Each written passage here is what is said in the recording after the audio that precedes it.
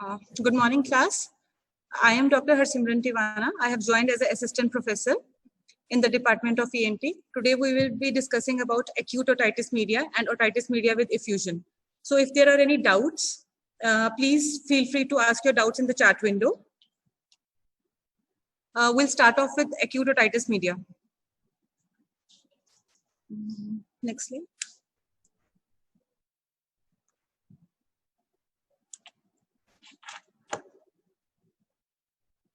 Just a second. Okay. Yes. Okay. So we'll first start our discussion with acute otitis media. So what is acute otitis media? It is a suppurative infection involving the mucosal lining of middle ear cleft. In the previous lecture, you must have discussed what is the middle ear cleft. The term acute is used to indicate any infection that is of less than 3 weeks duration. This condition is common in infants and children. So the basic pathophysiology of this condition, it is due to the presence of eustachian tube dysfunction. There is a difference in the eustachian tube anatomy of a child versus the eustachian tube anatomy of an adult. The eustachian tube anatomy of a child, in that the eustachian tube, as we can see, it is more horizontally placed. It is wider as compared to the eustachian tube of an adult. Also, the muscular development is not complete. So any infection from the nasal cavity can very easily travel to the ear from the eustachian tube of an infant or from the eustachian tube of a child. However, in adults, that is not so easy. So that is why this condition is more common in children and in infants as compared to adults. Now we will discuss the predisposing factors. So the first predisposing factor is breastfeeding in supine position and the use of pacifiers. So what happens? Already the eustachian tube is more horizontally placed. It is wider. So when we breastfeed in the supine position, if there is regurgitation of the milk into the nasal cavity, and from that, this fluid can travel into the ear. So it is very important that a breastfeeding mother should nurse her infant in a prone position. Child should never be nursed in a supine position. Use of this plastic bottles to feed the children and use of pacifiers, they are also all sources of infection, so they should not be used, and these all conditions they lead to development of acute otitis media. Another factor is recurrent upper respiratory tract infection, nasal allergies, chronic sinusitis, chronic rhinitis, infections of tonsils and adenoids, tumors of nose and nasopharynx. So what happens when any person has a tumor of nose or nasopharynx? There is anatomical blockage of eustachian tube. So the pressure equalization function of eustachian tube does not happen, and it leads to acute otitis media. This tumors of nose and nasopharynx, they are more common in adults. Also, the children with developmental anomalies like Down syndrome, Turner syndrome, children with cleft lip, cleft palate, these conditions, they are more common. So what is the microbiology of acute otitis media? Mostly it is viral. There are rhinoviruses, adenoviruses, influenza viruses, parainfluenza viruses. They are the most common cause of acute otitis media. Sometimes there is bacterial infiltration also. So the most common bacteria that are implicated in this condition, they are Streptococcus pneumoniae, Haemophilus influenzae, Moraxella catarrhalis. Again, this thing I have discussed, these infections commonly affect children because their eustachian tubes are shorter, wider and straighter, facilitating easy efflux of contaminants into middle ear cavity from the nasopharynx. So what are the routes of infection? The most important route we have already discussed. The infection reaches the ear through the eustachian tube. Another thing is infection may reach the ear, the middle ear, via the external ear. So this will happen if there is any pre-existing perforation in the tympanic membrane. Or if we have put in a ventilation tube. What are the ventilation tube? That we are going to discuss in the later part of this lecture. But if there is any presence of any ventilation tube, if there is any perforation, then the infection from the outside the ear, from infection from the lateral part of the tympanic membrane, it can very easily reach into the middle ear. Another route is the bloodborne route. So whenever there is any viral infection by the hematogenous spread, that infection may reach the middle ear. So the pathology and clinical features. There are 5 stages under which we discussed acute otitis media. The first stage is the stage of tubal occlusion. Second stage is the stage of pre-suppuration.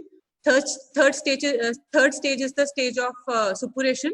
Fourth one is stage of resolution, and fifth is the stage of complications. So we will be discussing each and every stage step by step. So first of all, we will discuss the stage of tubal occlusion. This is the first stage. In this, the first thing happens, that is, there is some infection in the nasal cavity. This leads to blockage of the eustachian tube on the nasal side. So what happens is the eustachian tube is supposed to equalize the pressure between the middle ear cleft and the nasal cavity. That does not happen. So the eustachian tube gets blocked. At this stage, the symptoms are deafness, pain in the ear, but it is not marked, and usually there is no fever at this stage. The signs are the tympanic membrane is retracted. The handle of malleus becomes horizontal. There is a prominence of lateral process of malleus. Light reflex is lost, and tuning fork test, they indicate conductive deafness. So whenever there is any deafness due to acute otitis media, it would be conductive deafness only. So if you do the tuning fork test, then they are going to show conductive deafness, and all the features like this handle of malleus horizontal, the prominence of lateral process, loss of light reflex, these all are the features of a retracted tympanic membrane. So what is the retracted tympanic membrane? Retracted tympanic membrane, I will just show you in the next slide. This slide, it shows the normal tympanic membrane. In this is the left tympanic membrane. This is the right tympanic membrane, and you can see all the features. This cone of light is present. You can see the malleus, and this is pearly white transparent type of tympanic membrane. So here in this slide, we can see what a retracted tympanic membrane looks like. So in the retracted tympanic membrane, we can see the cone of light. Here in the normal tympanic membrane, the cone of light is very prominent. In the retracted tympanic membrane, the cone of light has lost its prominence. The handle of malleus, it appears more horizontal. It appears more prominent as compared to the normal tympanic membrane. These lateral malleolar fold, this is also more prominent as compared to the normal tympanic membrane. And this is the lateral process of malleus. This also appears more prominent. The tympanic membrane appears dull, and it appears as if the tympanic membrane has gone inside. Then coming on to the next stage, this is a stage of pre-suppuration. In this, the pyogenic organisms, they invade the tympanic cavity. So there is hyperemia of the lining of tympanic cavity. After hyperemia, there will be inflammatory exudate inside the middle ear. The symptoms are, there is marked throbbing headache. In adults, there is deafness and tinnitus might be there. In children, there may be high degree of fever and restlessness is there at this stage. The signs are that pars tensa appears congested because of the infection, because of the presence of inflammatory mediators. There is a hyperemia. So this hyperemia leads to cartwheel appearance of the pars tensa. Later on, the congestion, it spreads to the entire tympanic membrane. In this stage also, tuning fork test will show conductive deafness. So this is your normal tympanic membrane. This here shows the cartwheel appearance. So what is the cartwheel appearance? There is hyperemia of the tympanic membrane, and this hyperemia, it starts from the periphery. Here you can see a reddish circle in the periphery, and the vessels, and from the periphery, the vessels, they are running towards the center. So this is the cartwheel appearance. It just looks like a wheel. The third stage is the stage of suppuration. In this, there is, because of persistent infection, there is marked pus formation in the middle ear, and the pus formation may extend from the middle ear cleft to the mastoid ear cells. The symptoms are excruciating earache. The level of deafness, it increases. There is a high-grade fever, vomiting. The signs are the tympanic membrane appears red and bulging. There might be a yellow spot on the tympanic membrane where there is an imminent rupture. If we obtain an X-ray of mastoid at this stage, it may show clouding of ear cells. So this is what a suppurative stage looks like. Here we can see the tympanic membrane, it appears to be bulging and there is a pus point. So if the disease is not controlled at this stage, the tympanic membrane is going to rupture. Fourth stage is the stage of resolution. In this stage, the tympanic membrane ruptures, there is release of pus. So when the pus releases, patient feels a symptomatic relief. The earache goes away, fever comes down, and on examination, we may see a blood-tinged discharge in the external auditory canal. There is a perforation in the pars tensa, and the hyperemia of the tympanic membrane, it decreases. So this was your normal tympanic membrane. After perforation, your tympanic membrane is going to look like this. Fifth stage is the stage of complications. Somebody who's writing, please do not write on the screen. Please remove this writing from the screen. Okay, I'll go ahead. If you're not interested, you may continue your scribbling. You are just harming the interests of your other batchmates. Anyways, so we are going on to the stage of complications. There may be the intratemporal complications or there may be the intracranial complications. If the intratemporal complications are acute mastoiditis, subperiosteal abscess, facial paralysis, or labyrinthitis. The intracranial complications are extradural abscess, meningitis, brain abscess, petrositis, lateral sinus thrombophlebitis. So, in acute otitis media, the disease pathology can be stopped at any of this stage depending on when you start the treatment. If you start your treatment early on, you can stop the disease progression at any of the earlier stages. If you diagnose a disease at the first stage, you can start your treatment and you can stop the disease at this stage. If the disease is left untreated, then it may reach the stage of complications. So, like with proper treatment, you can stop your disease progression at any stage.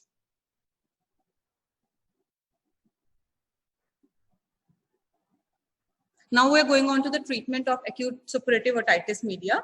First of all, we will discuss the medical management.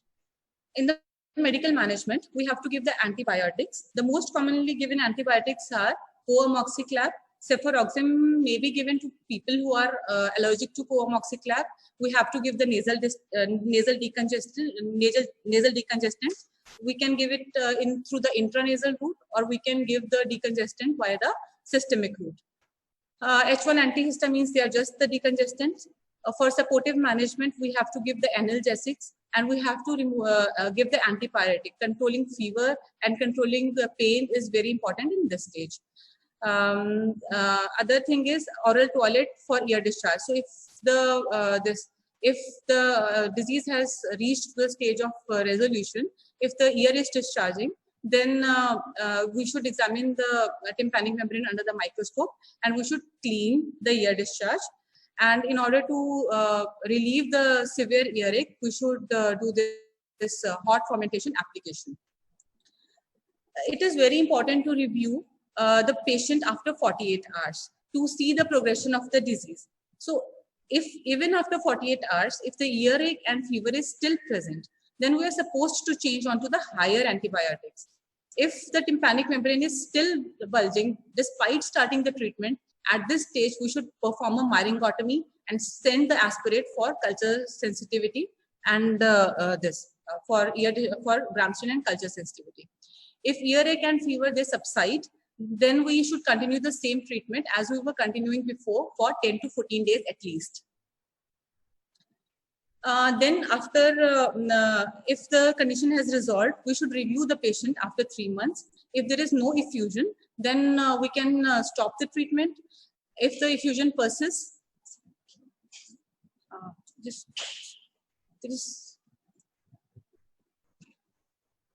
so finally we have ridden ourselves of those childish scribbles. I hope they do not reappear again. So we'll start off from where we left. So we were discussing about the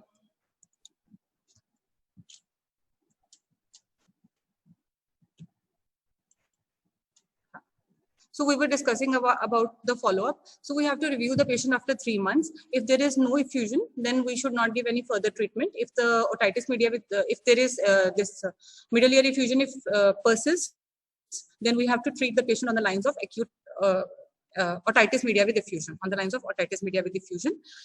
So now what is myringotomy? Myringotomy is basically we give a incision in the tympanic membrane. So we give an incision in the tympanic membrane and we drain all the pus. See, myringotomy is a part of treatment in acute otitis media, and also it is a part of treatment in otitis media with effusion. But the incision in myringotomy is different for acute otitis media and is different for otitis media with effusion. Regarding myringotomy in otitis media with effusion, we're gonna discuss that in some time. But please pay attention here. When we do a myringotomy for acute suppurative otitis media, we give a curvy linear incision like this, and the incision is made in the posterior inferior quadrant. But when we do a myringotomy for otitis media with effusion, we give an incision like this. Okay, so now we'll move on to otitis media with effusion. If you have any doubts, you may ask in the chat window. Sure.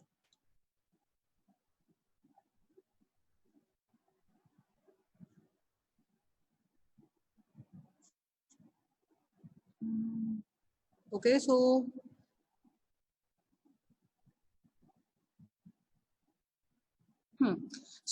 there is a doubt.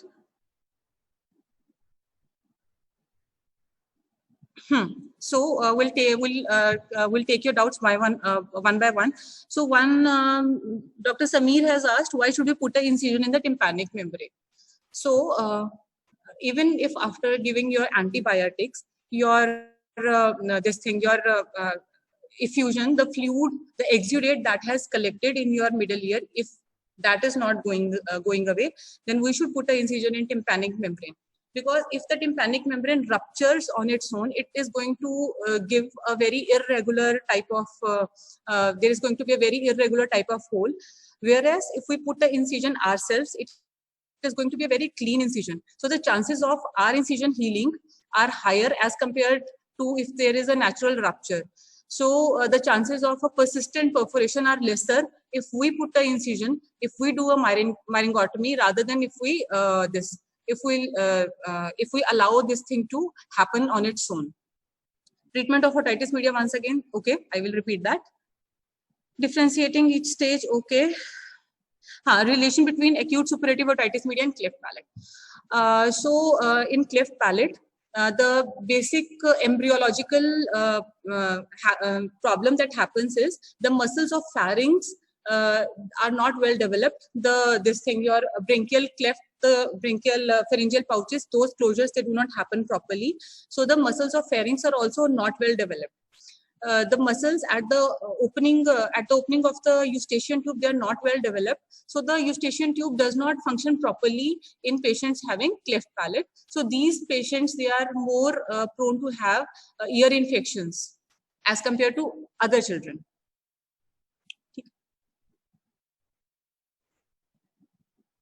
Okay, so shall I discuss the treatment again?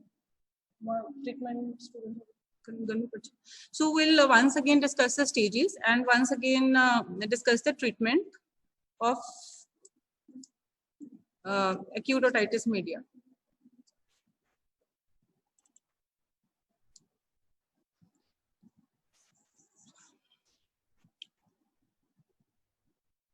So the first stage is the stage of tubal occlusion.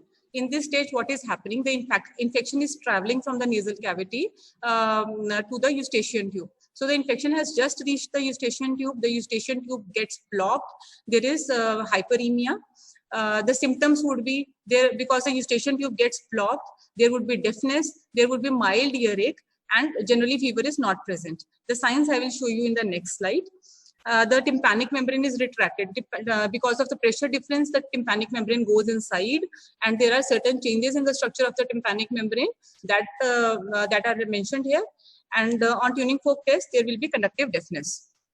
This is how your normal tympanic membrane looks like. This is the cone of light. This is your malleus. This is your typical what a normal tympanic membrane looks like. Now, in the next slide, we're going to see the signs that we see in the stage of tubal occlusion. So in this figure, we can very clearly see that this is the cone of light. See, the cone of light has disappeared. The cone of light has disappeared. The tympanic membrane here, if you compare both the figures, you can see that this tympanic membrane appears as if it has been pulled inside. This handle of malleus is more prominent. The lateral process is prominent. The tympanic membrane, it appears dull as compared to the this thing right side. So a very experienced person doing the otoscopy can diagnose the infection at this stage. The infection is not very obvious, but an experienced eye can diagnose this infection. The second stage is the stage of pre-suppuration. So in the first stage, the thing that happened was the eustachian tube opening had blocked. So in the second stage, the infective organisms, they travel from the eustachian tube, from the nasal cavity to the ear cavity. So when the infective organisms, they reach the tympanic cavity, there is hyperemia, and the inflammatory exudate, it starts collecting in the middle ear. In the symptoms would be, the earache would become more prominent.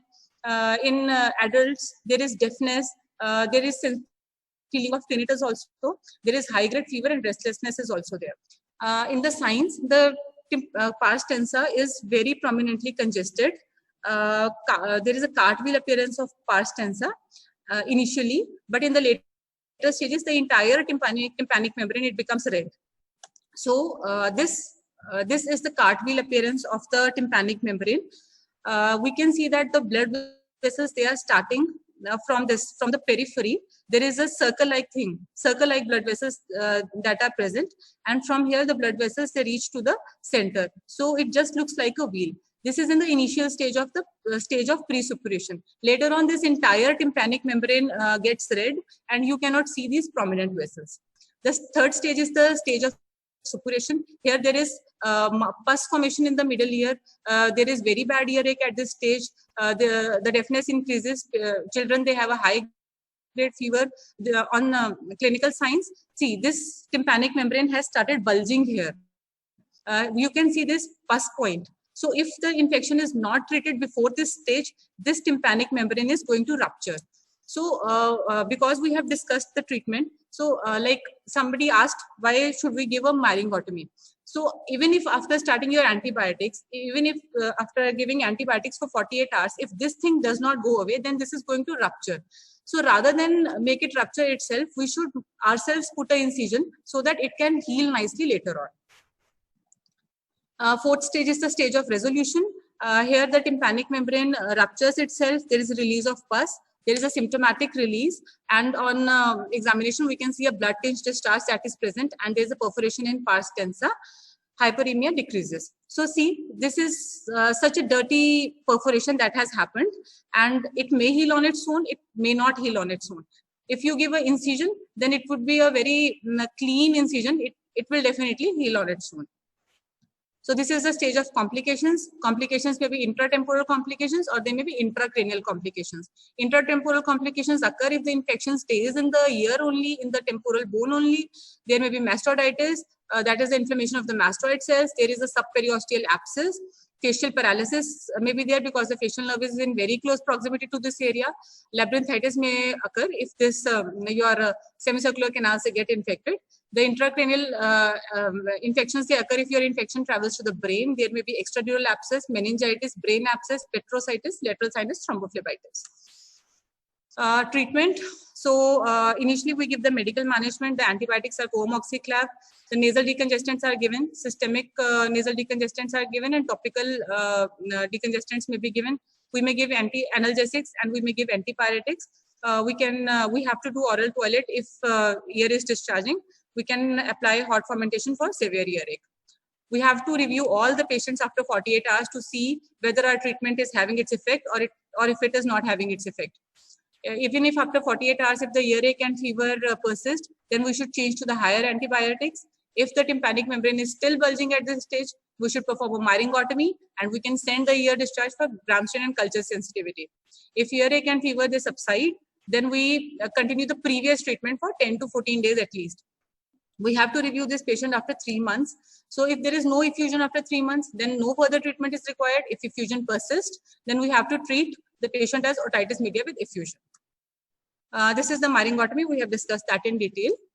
So now we are coming on to the second topic of the class, that is otitis media with effusion. So previously we have discussed acute otitis media. Acute otitis media, it is an infective condition. Otitis media with effusion, it is not an infective condition. It is the persistence of fluid in the middle ear cleft. So how do we define it? It is the presence of fluid in the middle ear without signs or symptoms of acute ear infection. It is called chronic otitis media if there is a persistence of fluid in middle ear for a duration of more than 12 weeks. This condition is also known by the names of glue ear, secretory otitis media, or serous otitis media. So the epidemiology, this condition again is very common in children.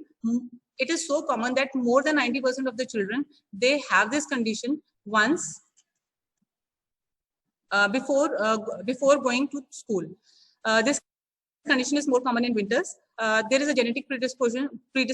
This is more common in this is more common if your sibling has this otitis media with effusion, and there are certain ethnicities where this condition is more common, and it is more commonly seen in children who are attending daycare centers and in people with low socioeconomic status. The pathophysiology of acute otitis media. So what happens with the recurrent infections with eustachian tube dysfunction? Normally the middle ear mucosa is lined with the cuboidal cells. So with the recurrent infections with eustachian tube dysfunction, what happens is that the normal cuboidal mucosa of the middle ear is replaced with the pseudostratified epithelium. The pseudostratified epithelium, it is secretory in nature. It has goblet cells and other secretory cells. So it is secretory in nature, and it continues secreting some amount of fluid in the middle ear. This is one thing that happens. This itself leads to the otitis media with effusion. The second thing is mucosal inflammation. If there is recurrent mucosal inflammation, then there would be exudates in the middle ear. So this independently also leads to otitis media with effusion, and this mucosal inflammation leads to the change in the nature of epithelium of the middle ear mucosa. Also, latest thing is there is a role of biofilm formation that is coming up. Biofilm in the biofilm, inactive bacteria, they might persist in the middle ear cleft. So these inactive bacteria, they may lead to mucosal inflammation, and the inflammatory mediators may lead to change in the epithelium. So all these factors independently and after combining with each other, they give rise to otitis media with effusion. So coming on to etiology, we have already discussed eustachian tube dysfunction. So the chronic eustachian tube dysfunction may be due to enlarged adenoids. When the adenoid tissue enlarges, it blocks the eustachian tube opening. There may be chronic rhinosinusitis, presence of tumors. This happens in adults. Palatal defects, we have discussed that, how palatal defects they lead to eustachian tube dysfunctions. The second thing is if there are infections. If there is unresolved acute otitis media, then it may lead to presence of otitis media with effusion. If there are recurrent viral infections, then also this condition can happen. The other factors are presence of allergies, presence of environmental irritants like maternal smoking, gastroesophageal reflux disease, craniofacial anomalies, and use of pacifiers. These all other, this etiology, the pathophysiology of acute otitis media and otitis media with effusion is quite similar. So the symptoms are, there is hearing loss. Hearing loss is due to accumulation of fluid in the middle ear cleft. There may be mild, very mild otalgia is there. Severe otalgia does not happen in otitis media with effusion. There is a sensation of oral fullness, and there may be tinnitus. Sometimes children may not tell, these symptoms are very mild, so sometimes children may not tell these symptoms to the adults. So the signs that we can see in children are they may have a delayed speech development, and they may have a poor academic development. So a child who was good in academics has suddenly started doing bad. Those children should all be examined for otitis media with effusion. So these were the symptoms. Now we come on to the signs. So in this picture, you can see that there is a air fluid level. The signs that were present in acute otitis media, like hyperemia, congestion, those signs are not there. There is just a fluid level behind the tympanic membrane. This is one sign of otitis media with effusion. The second picture is, this also shows otitis media with effusion. We can see there is no signs of acute inflammation, but here you can see some bubbles. Some bubbles are there. These bubbles may be present, and sometimes there is a bulge. You can see a bulge here. This is due to the fluid that is bulging out. Here also you can see a air fluid level. So these symptoms are there when you do this otoscopy. In the third picture, this also is a picture of otitis media with effusion. Here we can see multiple bubbles are there. So these are different pictures. Some patient might have this appearance, some patients might have this appearance. So there is a different spectrum of signs that may be seen on otoscopy in otitis media with effusion. The other things that we have to see are, we have to do a pneumatic otoscopy or Siegelization. In that we observe whether the tympanic membrane mobility is decreased or if it is absent. In tuning fork test, there will be conductive hearing loss due to presence of fluid in the middle ear. The investigations that are to be done are audiometry. In audiometry, there may be conductive hearing loss. The conductive hearing loss is more common. And however, in very advanced cases, we might even have a sensorineural hearing loss. If we do impedance audiometry, we see a type B curve there. And if we do a X-ray nasopharynx, we can see enlarged adenoids. So see, enlarged adenoids are very common in children. So if a child who is having a recurrent otitis media with effusion, you have to investigate whether the child is having enlarged adenoids or not. Because if you keep on treating otitis media with effusion, but you do not address the main cause, that is the enlarged adenoids, your effusion is not going to go away. So the treatment. So here, this thing is here I am differing from whatever is mentioned in your traditional textbooks. So according to the latest guidelines, this nasal decongestants, intranasal steroids, systemic steroids, antibiotics, they all have a very, very limited role in the management of otitis media with effusion.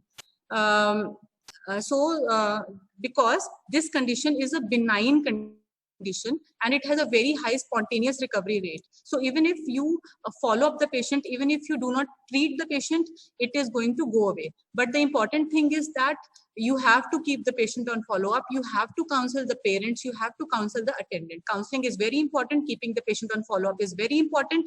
But the role of this nasal decongestant, antibiotics, steroids, everything is very limited.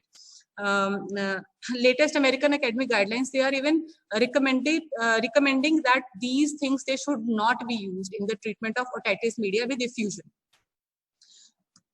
The supportive measures, they are said to have a role in the treatment. The purpose of supportive measures is to promote the middle ear aeration. Here we have to teach the children how to do a Valsalva maneuver. If a child is not able to do the Valsalva, then we can ask them to blow balloons. So that is, they increase their pressure, intranasal pressure, they increase. So the eustachian tube opening, it opens up and the middle ear pressure equalizes. So you have to give Valsalva maneuver, and you have to, you can give the chewing gum that can be used to promote your middle ear aeration. These are the supportive measures. So coming on to the surgical management, even if after your 3 months of follow-up, after your 3 months of supportive measures, if this condition does not go away, then we have to look into the surgical management. The first option is myringotomy along with ventilation tube insertion. The indications would be if the child is having chronic otitis media along with hearing difficulties. Another thing is chronic otitis media, which is affecting the quality of life. So if a child is having chronic otitis media, the grades are worsening, patient is having vertigo, other symptoms are coming up. So in that case, there is no point in waiting. We should go ahead with myringotomy and ventilation tube insertion. Children who are having developmental anomalies, they are prone to this condition, so it's better to treat them early on, so that their medial ear function it remains preserved. So the first and the most important treatment, surgical management, is myringotomy along with ventilation tube insertion. So how do we do myringotomy in otitis media with effusion? We give a radial incision like this in the posterior inferior quadrant. See, in the previous slides, we have discussed how the incision of myringotomy in acute suppurative otitis media is given, and this incision is different from what is given in ASOM. The incision of OME is straight like this. After giving incision, we put a ventilation tube. Here we are seeing a grommet that has been inserted in the tympanic membrane. After you insert the grommet, the fluid it keeps on draining out of the grommet. After insertion of the grommet, so the fluid keeps on draining out. These are the different types of tubes that are used. Some of them are short acting, some of them are long lasting. The other important aspect of surgical management is adenoidectomy, because adenoidectomy is, enlarged adenoid is one of the most common causes of otitis media with effusion. So we have to consider this option. So the indications are chronic otitis media with adenoid hyperplasia and children who are having concurrent nasal symptoms like nasal obstruction and recurrent sinusitis. But adenoidectomy should not be done in children who are less than 4 years old. So we were discussing the sequelae of chronic otitis media. So what happens if we do not treat your otitis media with effusion? What will happen? Because of accumulation of the fluid, the tympanic membrane may get atrophied. There is middle ear atelectasis. The ossicles, that is the three bones that are present in the middle ear cleft, they may get necrosed. Because of the atrophy of tympanic membrane, the retraction pockets may develop, and this may lead to cholesteatoma formation, and there may be tympanosclerosis. So these sequelae may happen if we do not treat your otitis media with effusion. That is why it is very important to keep these patients on regular follow-up, because all these conditions, they have implications and they are more difficult to treat as compared to your otitis media with effusion. Otitis media with effusion is easier to treat, but if these conditions they develop, then this child will keep on suffering from something or the other in his ear throughout his adulthood also. So it's very important to treat it, the condition in its childhood. These were the sequelae. That was all about acute otitis media or otitis media with effusion. If there are any doubts, you may please ask those doubts in the chat window. Okay, so how to differentiate between left and right eardrum? That is, okay, fine. So the thing is, there are different anatomical markers that we see to differentiate between your left and right eardrum. The cone of light. The cone of light is always present in your antero-inferior quadrant. See, these are the things, differentiation between left and right eardrums. Theoretically, we can discuss it, but practically, you will only know it once you start coming for your clinics. When you come for your clinics, you see 10 tympanic membranes with your otoscope, then the picture will itself form on your in your brain. So I will just take a diagram of tympanic membrane and I will try to explain it to you. Okay, so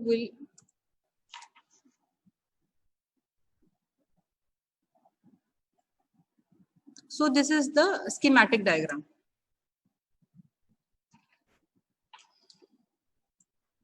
So this is a schematic diagram. In this, this is your right tympanic membrane, because the cone of light is always present in your antero-inferior quadrant. And this is your handle of Mealyus. You can see. The other thing is, sometimes you can see a reflection of ossicles through your tympanic membrane. When you see the reflection of ossicles, it is always in the posterior superior quadrant. These two things, they can help you differentiate. But when you come to your clinics, when you see so many tympanic membranes, you will get a better idea. So here is the chart. So somebody is asking about enlarged adenoids and otitis media with effusion. So this thing happens that we have discussed that otitis media with effusion, it happens due to eustachian tube dysfunction. In majority of cases, it happens due to eustachian tube dysfunction. So if you know the anatomy, the adenoid tissue, it is present in the nasopharynx. It is located very close to your eustachian tube. So sometimes when the adenoids, they enlarge, they cover your eustachian tube opening. So they cause the mechanical obstruction of the eustachian tube opening. So if there is mechanical obstruction to the eustachian tube opening, it does not open up and it leads to otitis media with effusion. Okay. So another question is, why is it necessary to look for enlarged adenoids again? So like if there is mechanical obstruction to your eustachian tube opening, so whatever measures you give to open the eustachian tube, they are not going to work unless you remove that mechanical obstruction. So that is why it is important to look for enlarged adenoids. So complications of ventilation tube insertion. Okay.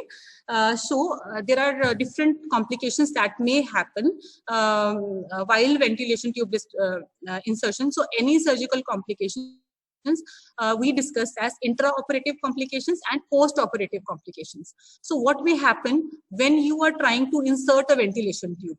So you are taking a blade, you are taking a tube.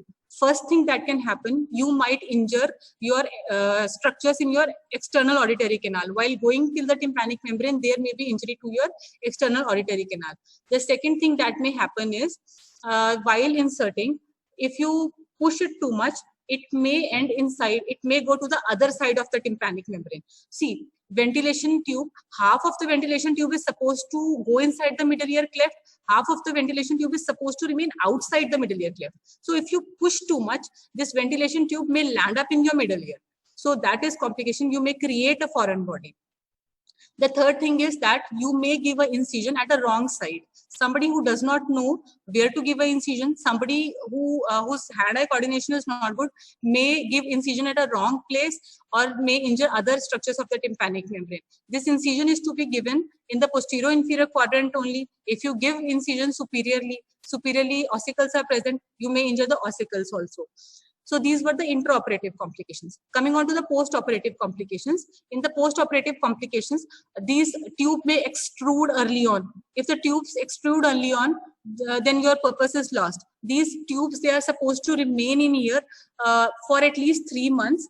There are different types of tubes, short-acting tubes, long-acting tubes. Short-acting tubes, they remain in here for like 3 to 6 months.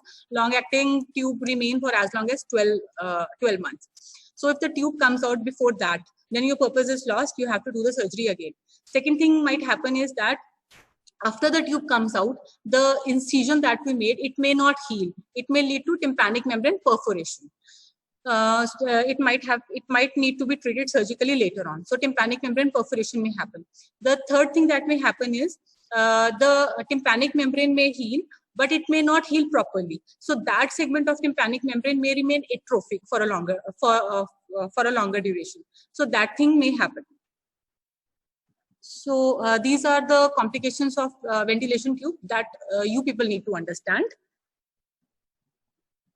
So I was waiting for this question. Somebody has asked this question. What is okay? So what is the difference in myringotomy incision? See, we have already covered this. I was hoping somebody may ask why there is a difference in incision is there. So difference in incision in myringotomy and incision. Okay, myringotomy incision. So there is a difference in the incisions, and there is a reason for that. So first of all, I will tell you about myringotomy incision in otitis media with effusion. Now, so when you give incision in otitis media with effusion, you give incision like this. The reason for that is the orientation of the fibers in the tympanic membrane. From your previous lecture, you might be knowing about there are 3 layers of tympanic membrane. The second layer is the fibrous layer.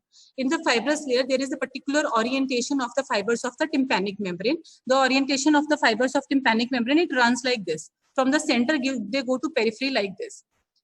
So in otitis media with effusion, we put a ventilation tube. So we give an incision like this because we are putting in a ventilation tube, and if an incision is given along the lines of the orientation of fibers, this incision would heal easily if left alone.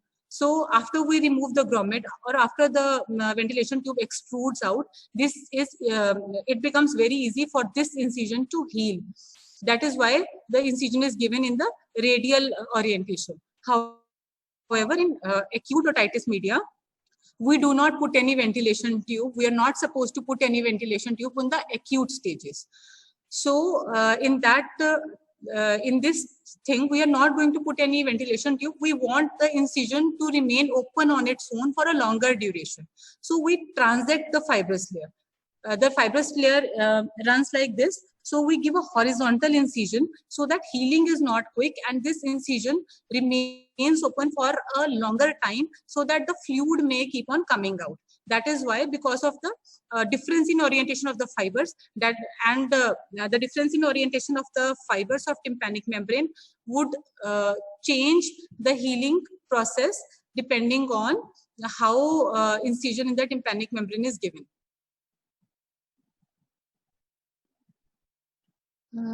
एक second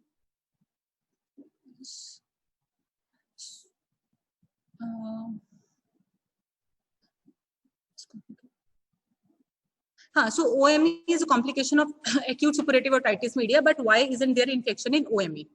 So the thing is, see, in acute suppurative otitis media, there is infection in the middle ear cleft. That fact is established. The second thing is that after the infection goes away, there are certain physiological changes that happen in your middle ear mucosa after the infection goes away. So it is not only related to infection, it is related to what happens at your mucosal level. It is related to what happens at the mechanical level. So even after your otitis media goes away, if you are having eustachian tube dysfunction, your eustachian tube keeps on closing, even without having an infection, there may still be collection of fluid inside your middle ear cleft. So in order for fluid to accumulate in your middle ear cleft, you need not have an active infection. Even after the active infection goes away, because of the change of there may still be fluid, and fluid may persist because there may be change in change in nature of your mucosa of your middle ear. Normally your middle ear mucosa is not secretory in nature, but recurrent infection may render it secretory. The second thing is your eustachian tube is always closed. So whatever secretions are getting produced, they are not getting out. So that is why OME may persist. That is why effusion is there.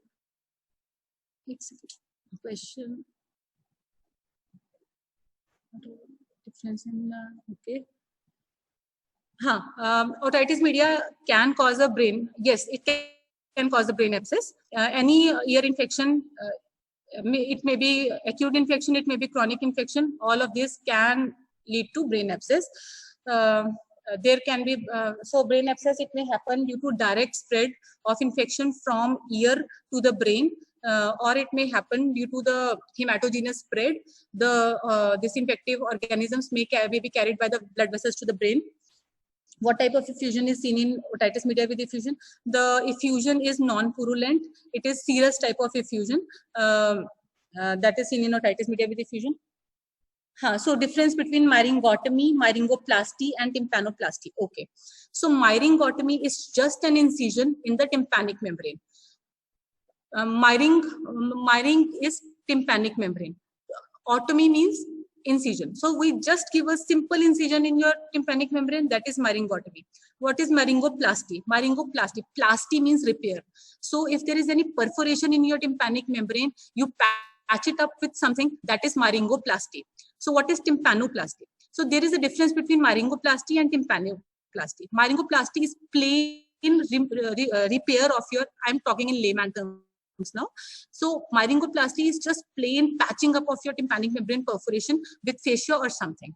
So in tympanoplasty, also you patch up your tympanic membrane with mucosa, sorry, not with mucosa, you patch up your tympanic membrane with fascia, but along with patching up, you have a look at the ossicles. What is the status of ossicles? In tympanoplasty, you address the ossicles. In myringoplasty, you just address the tympanic membrane.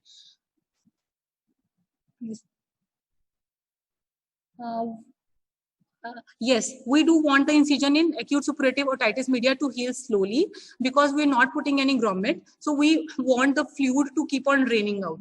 If we give a radial incision, if we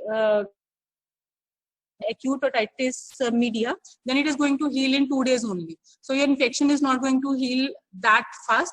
So that is why we have to make the incision heal slowly. I hope that's all. Okay, thank you.